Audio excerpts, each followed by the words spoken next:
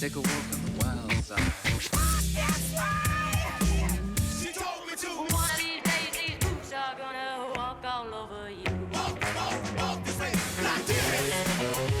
Come on, Bruce. Certainly moving into this industry as a woman and a female director, I feel like you can't show vulnerability, you can never show weakness. But I think the overriding thing that I learned and that I needed to learn was that vulnerability can be a strength. Hi, I'm Gina Prince-Bythewood, director of The Woman King, and this is how I did it. My first job as director was on a Schoolbreak Special. At that point I wanted to be a director, but I was only able to get writing gigs. I remember sitting in the room and the producers were talking about directors. In my head I'm screaming, throw your name out, just throw your name out. The meeting is over, everyone's about to get up. I just said it, I think I'm the best director for this. The producer was quiet for a second, he looked at me and he said, I think you're right. To this day, if I hadn't opened my mouth, where would I be?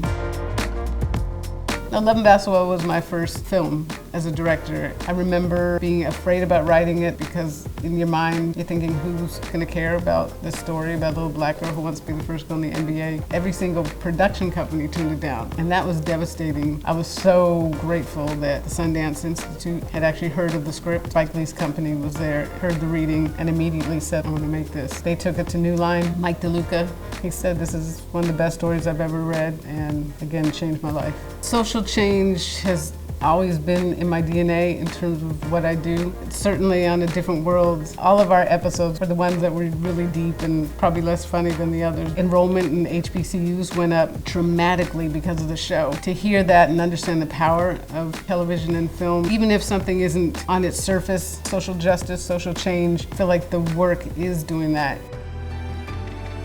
The biggest things I face is discrimination for the stories I want to tell, and those stories are centering black women. I think those are the hardest films to get made in Hollywood, and these stories are necessary. Not only necessary for us to be able to see ourselves reflected up on screen, but for the world to see us reflected. When the wind blows, our ancestors push us to march into battle against those who enslave us.